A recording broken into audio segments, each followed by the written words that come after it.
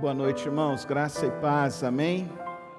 Quero ler 2 capítulos do livro de Apocalipse nessa noite. Nós já mergulhamos nos 2 capítulos de Apocalipse nesse louvor nessa noite.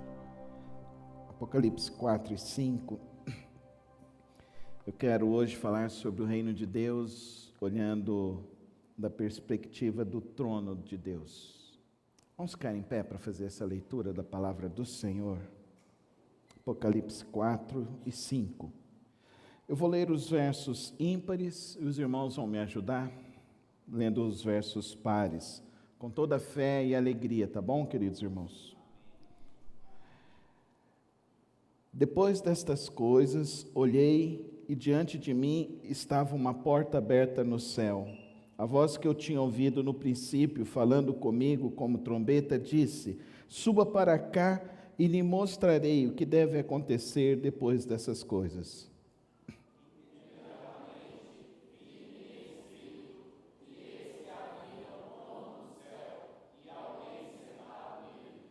Aquele que estava assentado era do aspecto semelhante a jaspe e sardônio, um arco-íris parecendo uma esmeralda, circundava o trono.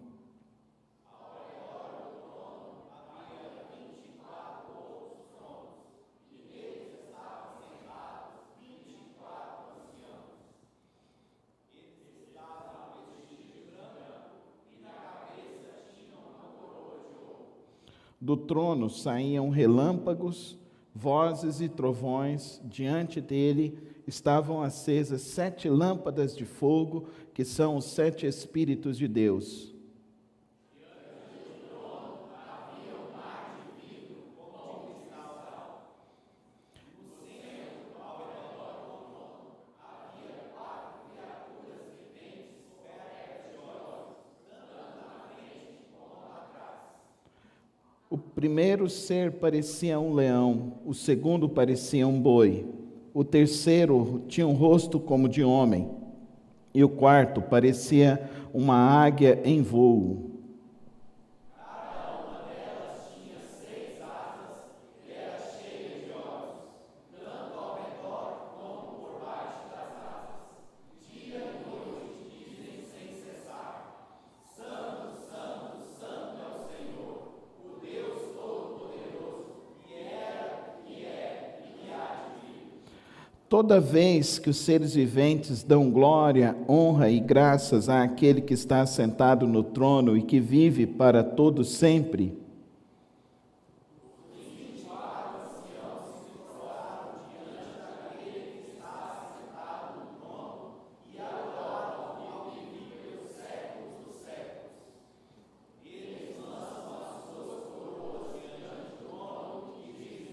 Tu, Senhor e Deus nosso, és digno de receber a glória, a honra e o poder, porque criaste todas as coisas e por tua vontade elas existem e foram criadas.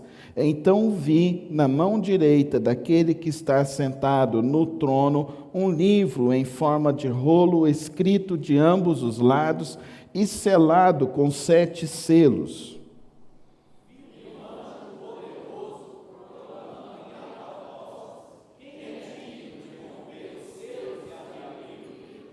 Mas não havia ninguém no céu, nem na terra, nem debaixo da terra que pudesse abrir o livro ou sequer olhar para ele. Eu chorava muito, porque ninguém foi achado digno de abrir o livro, nem de olhar para ele. Então, um dos anciãos me disse: não chore, eis que o leão da tribo de Judá, a raiz de Davi, venceu para abrir o livro e os seus 7 selos. Depois eis que vi no centro do trono, cercado pelas 4 criaturas viventes e pelos anciãos, um cordeiro em pé, como se tivesse sido morto. Ele tinha 7 chifres e 7 olhos, que são 7 Espíritos de Deus enviados a toda a terra. Ele se aproximou e recebeu o livro da mão direita daquele que estava sentado no trono. Ao receber o livro, as 4 criaturas viventes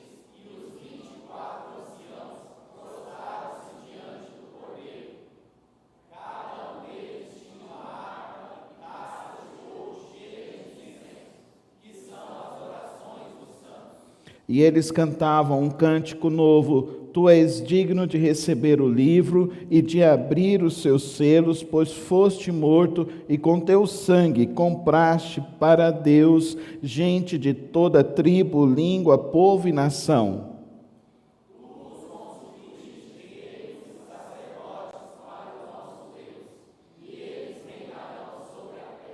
Então olhei e ouvi a voz de muitos anjos, milhares e milhares e milhões, eles rodeavam o trono, bem como os seres viventes e os anciãos.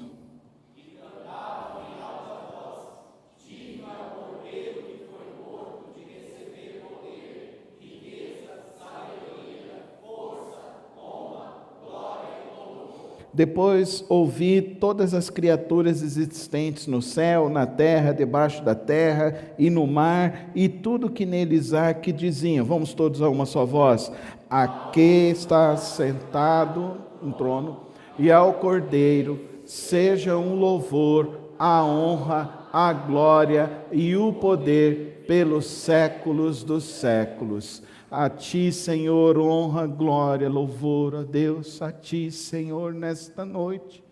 Nós estamos aqui Te adorando, ó Pai, nós estamos aqui abrindo a Tua santa palavra, nós estamos lendo a Tua santa palavra, ó Pai, e que, ó Deus, o Teu Espírito enche os nossos corações, enche as nossas vidas nesta noite, Senhor, que, ó Deus, o Teu Santo Espírito, ó Deus, enche o nosso entendimento, ó Deus, enche o nosso coração, Senhor, encha-nos, ó Deus, do conhecimento que cada um de nós necessita para viver esses dias, ó Pai querido. Nós somos o Teu povo, nós somos a Tua igreja, e nós reconhecemos que necessitamos, ó Deus, das palavras que vêm do céu, das palavras que vêm do Teu trono. Por isso, ó Deus, fala, ó Deus, fala conosco, em nome de Jesus. Amém e amém. Podemos assentar, irmãos.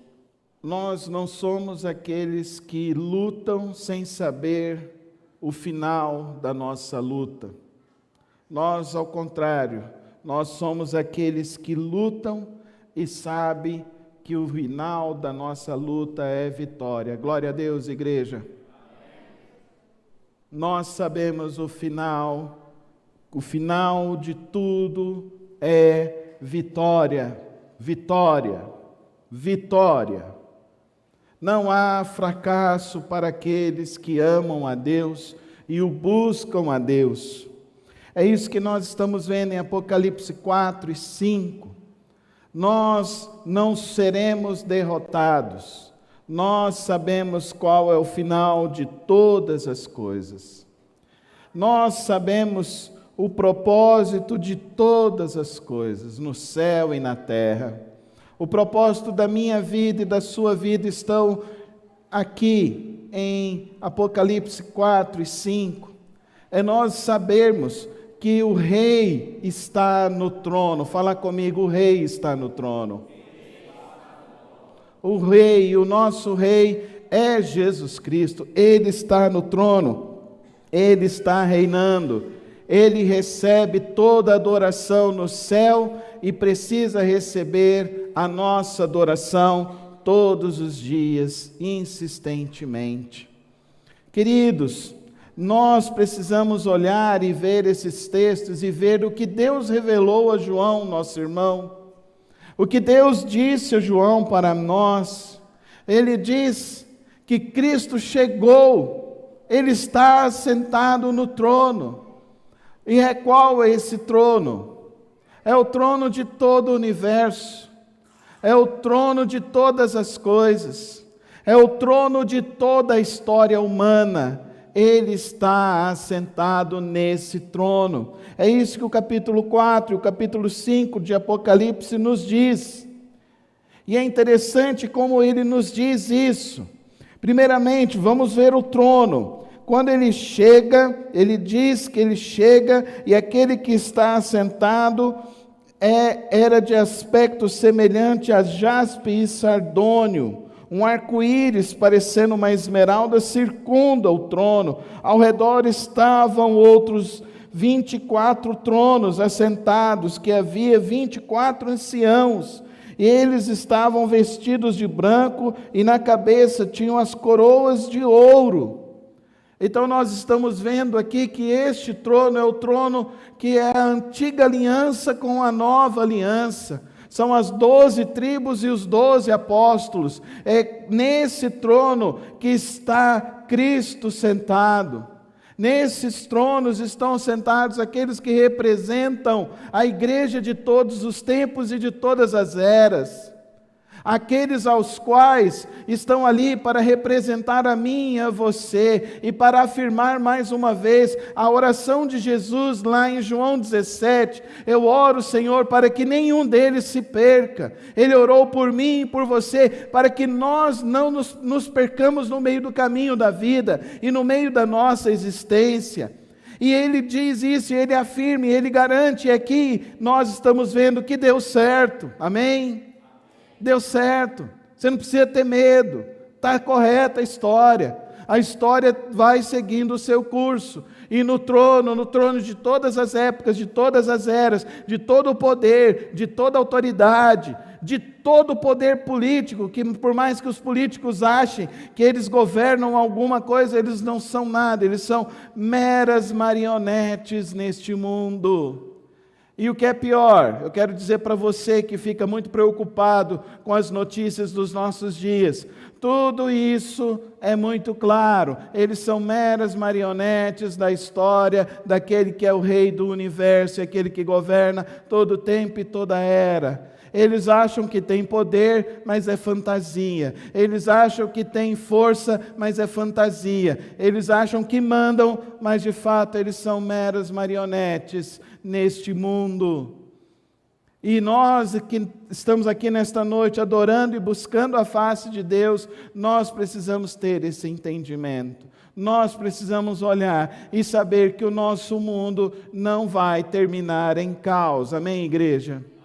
Nosso mundo não vai terminar em caos, porque o nosso mundo vai terminar na presença de Deus. Amém, irmãos? Toda essa história vai terminar na presença de Deus.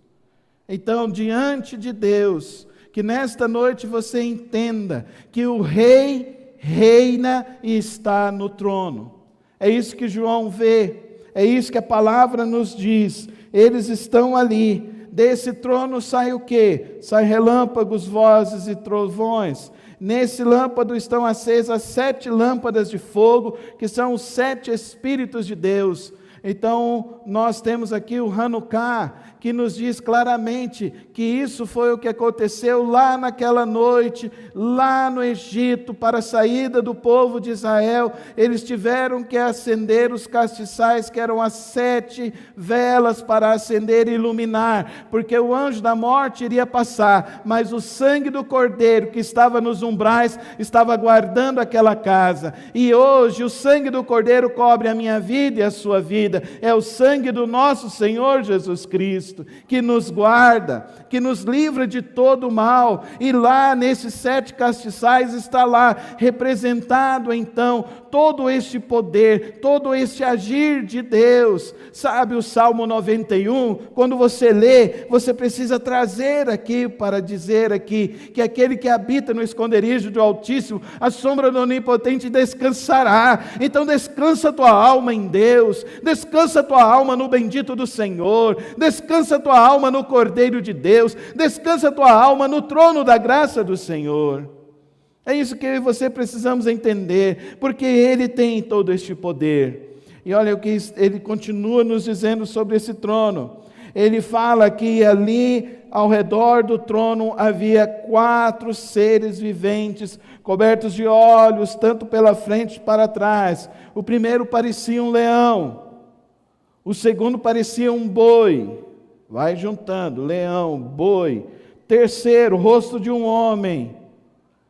E o quarto parecia uma águia em voo. Eu fiquei pensando, o que João estava querendo dizer águia em voo, né? Porque você imaginar, a águia é fácil, mas a águia em voo, sabe o que ele está dizendo? Essa águia em voo é quando ela vai lá pescar o alimento dela. ela vai dar um bote. E é interessante a figura dessa águia que vai dar um bote. Que coisa impressionante o que ele está dizendo. São palavras humanas para dizer algo sobrenatural. Dá para você entender? É um relato que não é tão preciso. É um relato que vem expressar um sentimento do que ele está vendo e do que ele está sentindo naquele momento. E ele está dizendo que estes animais, e ele está dizendo aqui, olha que interessante, o leão é o rei de todos os animais, o boi é o rei dos animais mamíferos que sustentam o homem. E é interessante. O terceiro, o próprio homem está ali. O quarto, a rainha de todas as aves que voam, a águia. Está ali então, diante desse trono, todas as coisas que foram criadas sobre a face da terra. Dá para você entender que todo o poder, toda a criação louvará a Deus e louva a Deus incessantemente por toda a eternidade. O plano está acontecendo, ele é real. Olha que interessante, eles dizem de dia e de noite: Santo, Santo, Santo é o Senhor, o Deus Todo-Poderoso, que era, que é e que há de vir. E todas as vezes que a criação louva, os 24 seres viventes, os 24 anciãos, se prostram. Porque essa é a atitude do cristão. Essa é a atitude daqueles que confiam em Deus. Eles então lançam fora as suas coroas. Eles lançam fora o seu orgulho, lançam fora as suas posses, lançam fora tudo aquilo que ganharam. Porque para eles nada disso é importante, porque o importante é adorar aquele que está no trono.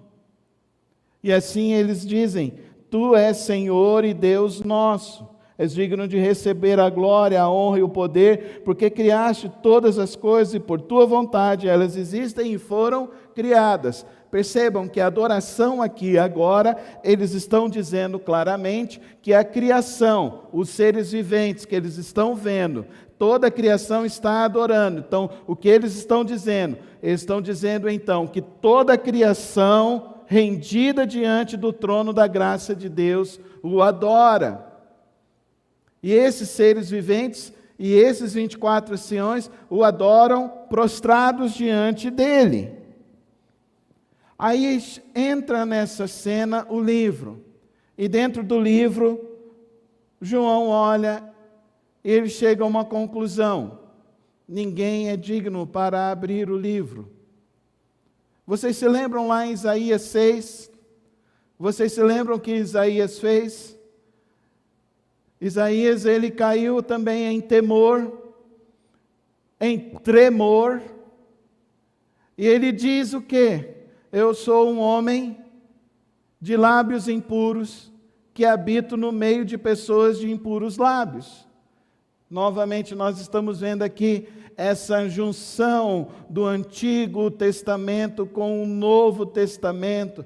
Nós estamos vendo a junção que João está escrevendo e nos trazendo dentro desta relação, de que diante de Deus, eu e você precisamos nos quebrantar diante de Deus. Nós precisamos olhar para Deus e entender que Ele é muito superior a nós, que Ele é muito maior do que nós, que Ele é muito santo e puro, e nós somos impuros, pecadores. Nós somos seres miseráveis. E aquele que nunca derramou uma lágrima diante de Cristo Jesus ainda não se converteu. Aquele que adora o Criador e nunca olha para si próprio e diz que pecou, errou, eu não sou digno, eu não sou digno, eu não sou digno. Diante de Cristo ainda não converteu. Porque a verdadeira experiência do trono é essa. Não se perca no trono. Não se perca na casa de Deus. Não se perca com Cristo. Quantos estão se perdendo conhecendo Cristo, mas não se humilham, não se quebrantam? Quantos chegam diante de Cristo e não melhora uma vírgula, não melhora o linguajar, não melhora a atitude, não melhora o testemunho, não se transforma um pouquinho que seja. O choro é o choro do quebrantamento, o choro é o choro de entender que nós nos afastamos de Cristo, nós nos afastamos de Deus. O choro é reconhecer: eu preciso de Ti, Senhor, eu preciso de Ti, Senhor, e eu não sei qual o caminho, não sei por onde ir, mas eu sei que só Tu é quem tens a palavra de vida, a palavra de salvação, a palavra de resgate, a esperança verdadeira. Só Tu que tens o verdadeiro amor, só Tu que tens a verdadeira paz. Não há outro caminho, não há outra história. Eu chorava muito, porque não se encontrou ninguém que fosse digno de abrir o livro, de olhar para ele. Então um dos anciãos me disse: não chore, eis que o leão da tribo de Judá, raiz de Davi, venceu para abrir o livro e os seus 7 selos. Quem é Judá? Judá é aquele que queria assassinar o seu irmão. Judá é aquele que mentiu para o pai. Judá é aquele que falou para os irmãos e arquitetou como iria se livrar do seu próprio irmão. E se alguém quer maquinar o mal com o próprio irmão de sangue, que caráter tem? Quem é esse? E quem é Jesus? Ele é o leão da tribo de Judá. Por que Judá? Porque o Judá se redimiu. E como o Judá se redimiu? José então arquitetou naquela saída, colocou então a taça de ouro lá, ali aonde estavam as coisas de Benjamim, e aí então ele queria pegar Benjamim, e o que Judá fez? Judá fala assim: pelo amor de Deus, eu fico, e começou a chorar, novamente o choro ali, novamente ali, o reconhecimento da miséria, o reconhecimento do pecado, o reconhecimento de que as coisas precisam ser diferentes, e ele intercede e fala: que eu fique no lugar do meu irmão, senão meu pai vai morrer. Então Judá representa o cordeiro, porque ele substitui, então ele quer substituir a Benjamim, e assim ele se redime da sua vida de sanguinário, de traidor, de mentiroso, de arquiteto do mal, para se tornar aquele que se preocupou agora não somente com a sua própria vida, mas se preocupou com a vida do seu irmão, se preocupou com a vida da sua família, se preocupou com a vida do seu pai. Olha a conversão, olha a mudança. E o nome dele então fica aí, será lembrado perpetuamente. E será lembrado por quê? Porque ele se arrependeu. Fala comigo, ele se arrependeu. Ele se arrependeu. Arrependimento não é remorso. Arrependimento é uma atitude de confissão e de querer que as coisas sejam diferentes. E então ele fala: ó, o leão da tribo de Judá, a raiz de Davi. Quem é Davi? Outro homem sanguinário, outro homem mentiroso, adúltero, homem perverso, tinha tudo, orgulhoso, ganancioso e queria muito mais. Ele tinha um harém, ele já tinha várias esposas, mas ele assassinou Urias para ter a esposa de Urias como sua, por uma aventura. E novamente nós vemos o leão da tribo de Judá, a raiz de Davi. Sabe por quê? A história humana descrita na Bíblia revela para nós os pecados. É porque nessa vida nós temos uma grande tendência de teatralizar a nossa vida e a nossa história. E nós vamos criando então máscaras para nos apresentar às pessoas. E assim nós vamos vivendo dentro dessas máscaras, tentando assim enganar um aqui e outro ali. E todos que estão aqui, todos que ouvem, são assim. A gente nunca se revela. A gente tem uma máscara, mas diante de Cristo as máscaras caem. Diante do Rei dos Reis as máscaras precisam cair. Diante do Rei dos Reis as coroas precisam ser retiradas. Diante do Rei dos Reis nós precisamos ser redimidos das nossas máscaras. Nós precisamos nos arrepender. Nós precisamos retirar e ser transformados pelo Rei dos Reis, Cristo Jesus, o Cordeiro que chega no céu. Entenda isso. Ele saiu do céu. Ele deixou a glória e habitou entre nós. Vimos então a glória do Pai em Cristo. Mas como ele chega no céu, eu vi um cordeiro que parecia estar morto. E como ele vê o cordeiro chegando, o cordeiro está chegando sem forças.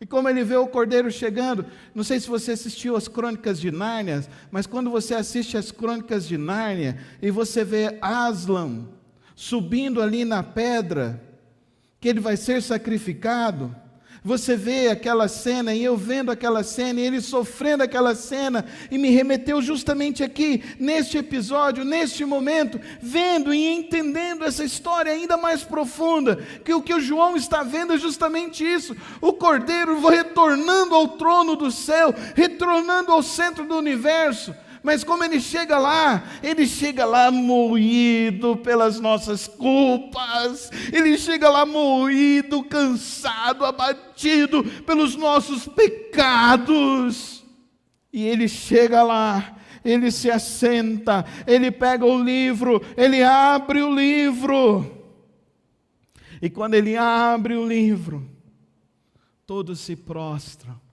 diante do Cordeiro, e o adoram, e adoram o Cordeiro, e cada um deles então tem harpa, taças de ouro, cheias de incenso, que são as orações dos santos. Sabe aquela oração que você acha que não chegou no céu? Estou tão sem fé, nem chegou no céu, pastor. Sabe aquela oração que você fala assim, nem passou do teto? Está lá, enchendo as taças no trono de Deus. Elas têm uma utilidade, elas têm um momento certo, elas são uma resposta sua ao Cordeiro que está no trono. Entenda isso. As suas orações são uma resposta sua a Ele. Dá para você entender isso? Que você orar é uma resposta ao Cordeiro.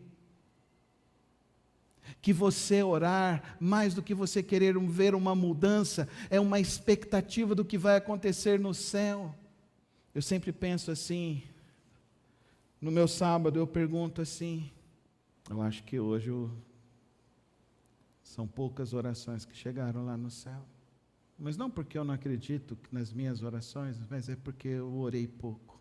Se hoje os anciãos forem adorar ao Senhor e forem derramar as suas taças de oração, o quanto você respondeu ao Cordeiro? O quanto você respondeu ao Cordeiro? O quanto você orou ao Cordeiro? O quanto você se derramou ao Cordeiro, a Cristo Jesus? Oração não é a opção para mim, para você. Oração é o estilo de vida verdadeiro do cristão. O apóstolo Paulo fala lá em Tessalonicenses, orai sem cessar. O Senhor Jesus disse para nós que nós devemos entrar para o nosso quarto, fechar a nossa porta e orar ao nosso Pai que nos vê em secreto. Você vê que Jesus orou antes de começar seu ministério, no seu ministério, durante o seu ministério, antes de terminar o seu ministério e no último instante de seu ministério, ele também estava orando. O apóstolo Paulo então diz para nós que nós devemos orar, orar para enfrentar a batalha espiritual, orar para ficar de pé, orar para anunciar, orar para testemunhar, orar em todos os momentos. Porque as nossas orações são os verdadeiros frutos da nossa adoração e da nossa conversão a Deus. Eu não me preocupo muito com a igreja, com as cadeiras que estão vazias, sabe? O que eu me preocupo realmente é se você está enchendo as taças do céu com as suas orações, pelas pessoas que você conhece, pelas pessoas da sua família, pelas pessoas deste mundo. É isso que me preocupo. Que as nossas orações sejam de fato para encher as taças daqueles que adoram a Deus por toda a eternidade. E olha que interessante, agora, olha o louvor que sai desses homens, dessas criaturas, e eles cantavam um novo cântico. E agora, olha que interessante, qual é o fruto dessas orações? Pessoas compradas, tribo, língua, povo e nação. Que lindo! São multidões. São multidões que foram compradas. Agora a oração é diferente. Vocês perceberam a oração diferente do 4 para o 5? E olha o verso 10. Tu os constituíste reino de quê? Sacerdotes. Para o nosso Deus. E eles o quê? Reinarão sobre a terra. Então agora a gente chega na pregação da noite. Tudo isso foi só a introdução, porque a pregação da noite está aqui. Ele nos comprou para ser sacerdotes. Lembram que Pedro pegou a espada e quis cortar a orelha de Malco? E aí o que acontece, queridos? Jesus vai lá e cura. Fala, não é assim. Eles estavam numa expectativa de que haveria então uma mudança política. O Império Romano, ele dominava pelo poder da força. Então eles acreditavam, então agora o Cristo vai resolver para nós esse problema político-militar. Agora nós chegamos no céu e João vê qual é a finalidade. Então agora nós somos o quê? Reino de sacerdotes. E quem é o sacerdote? O sacerdote é aquele que cumpre as ordens do rei. Pedro vai nos falar em 2 de Pedro, na sua carta, no verso 9, que ele diz, em vós então sois geração santa, povo exclusivo, adquirido por Cristo Jesus, para ser o quê? Reino de sacerdotes, sacerdócio real. Por que os crentes acham que alguém que tem título de pastor é maior do que você? Por que os crentes acham que alguém que tem título de pastor, a oração é mais poderosa do que a própria? Por que os crentes acham que precisam idolatrar pastores? Por que os crentes querem terceirizar a sua responsabilidade? Porque os crentes não se enxergam como sacerdotes. Eles não entendem o que está acontecendo no céu. O que é mais triste, tem gente que ainda está esperando um tal de um milênio, e que eu não sei de onde que saiu esse negócio na Bíblia, porque aqui está dizendo o seguinte, ele constituiu a nós como reino de sacerdotes, e nós devemos reinar com Deus. Então Deus tem a ver com tudo, então, na minha vida e na sua vida. Agora, para nós chegarmos nesse ponto, nós precisamos passar pela primeira parte, do arrependimento, da conversão, da mudança. Para chegarmos aqui e oferecermos então um verdadeiro louvor e adoração. E sermos os verdadeiros sacerdotes. Vocês se lembram de um episódio de Davi, que ele manda então trazer a arca da aliança, e ele manda colocar a arca da aliança dentro de uma carroça de boi, e aquilo ali aconteceu uma tragédia, e naquela batalha, morreram mais de 15 mil homens do povo de Israel. E quando os soldados tocaram, eles morreram instantaneamente. Porque para pegar na arca só podia ser os sacerdotes. E a arca nunca poderia ser carregada dessa maneira, ela precisava ser carregada pelos sacerdotes. 4 à frente, 4 atrás. E para eles carregarem a arca, aqueles sacerdotes, eles precisavam então usar uma vestimenta especial. Quando Jesus veio, ele não falou nada de arca. Você se lembra de Jesus em alguma passagem mencionando a arca da aliança? Mas o que ele diz para nós? Ele diz lá, olha, eu enviarei para vocês o Espírito Santo. E o Espírito Santo estará em vocês. E o sacerdote, ele só tinha o Espírito Santo quando entrava no Santo dos Santos, uma única vez no ano. Agora você tem o Espírito Santo, amém? O Espírito Santo está contigo todos os dias. Sacerdote dele, para adorar a ele, para viver para ele, porque nós somos reino de sacerdotes. A igreja então não é reino de política, a igreja não é reino de arquitetamento de poder, de ninguém, de nome de ninguém, porque o único nome que deve ser exaltado é Jesus. O único nome que deve ser adorado é Jesus. O único nome que deve ser reverenciado é Jesus, porque Ele é quem é o Cordeiro. É Ele quem é digno de receber todo o louvor. E aí então chega o restante da adoração. E cantavam em alta voz: digno é o Cordeiro que foi morto de receber poder, riqueza, sabedoria, força, honra, glória e louvor. E como que eles terminam? Eles terminam exaltando quem? O Cordeiro. Aquele que está sentado, vamos todos nós juntos, o verso 13, a parte B do verso 13, coloca para nós, Rafael. Ao que está sentado no trono e ao Cordeiro, sejam o louvor, a honra, a glória e o poder pelos séculos dos séculos. Amém. Tem muita coisa errada na vida da igreja.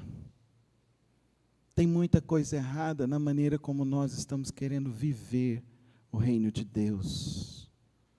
Nessa noite, eu gostaria que você e eu pudéssemos compreender que o reino de Deus não é algo que vai acontecer a posteriori, ele já está reinando. Fala comigo, ele já está reinando. E ele reina na vida daqueles que são os verdadeiros sacerdotes dele. O povo dele, o povo adquirido por ele, por Cristo Jesus, pelo seu sangue. Ele já está reinando. A segunda coisa que nós precisamos compreender nesta noite é que nós somos, então, esse povo que tem esse compromisso de adorar a Ele. E a adoração vem de você compreender esse trono. Mas não adianta você olhar para o trono de Deus e falar, o trono dele está lá. Não, ele precisa estar em você. Ele precisa reinar em sua vida. E assim como no coração de Judá foi transformado, porque ele se arrependeu e se quebrantou. E assim como o coração de Davi foi transformado, porque ele se arrependeu e se quebrantou. E assim como foi no profeta Isaías, que ele se arrependeu e se quebrantou. E assim como que foi agora também na vida de João, que se arrependeu e se quebrantou. Nós possamos adorá-lo assim. Adorá-lo assim. A verdadeira adoração, o verdadeiro louvor, vem de você se render a um único e verdadeiro Rei. E você não pode sair daqui hoje sem você ter essa experiência de João. a experiência de descansar no trono de Deus. A experiência de que, mesmo se você está passando momentos difíceis e complicados, nada pode mudar o céu. Nada pode mudar o céu. Se refugia nele, se sustenta nele e viva para ele. Você tem sido um sacerdote de Cristo na sua casa, na sua vida. Você é esse sacerdote que entende e compreende a sua missão, a sua responsabilidade. Você enche a sua taça todos os dias com orações. Martinho Lutero, ele falava assim aos seus discípulos: nunca saia de sua casa sem orar. Billy Graham, ele diz: um dia sem oração, você não viveu. O verdadeiro sacerdote busca incessantemente o Rei dos Reis. E por isso que nessa hora eu convido você a fechar os seus olhos e você falar com o Rei dos Reis. Olha o seu privilégio nesse momento. Você está falando com o Senhor que está no trono do universo. E nada pode mudar.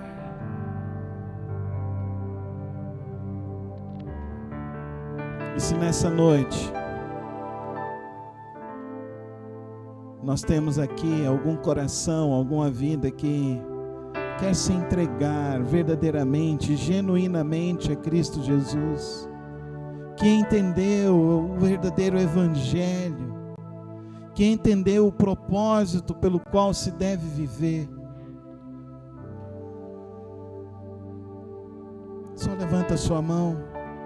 Eu vou orar por você nesse momento. Eu quero dizer que essa é a maior decisão da sua vida e que você não pode ficar adiando, que você precisa entender dessa adoração que flui do trono da graça de Deus e se derramar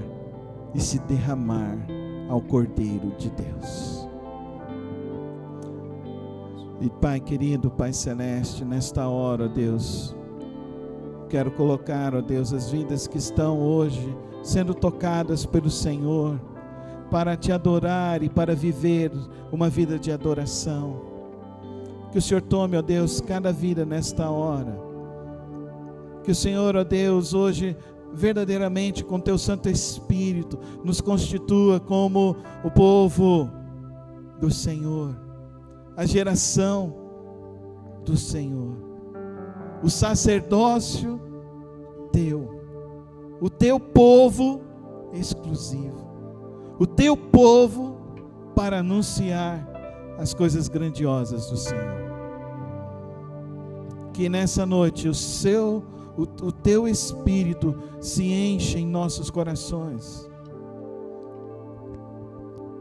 que o Senhor se derrame em cada vida. Vamos ficar em pé na presença do Cordeiro de Deus.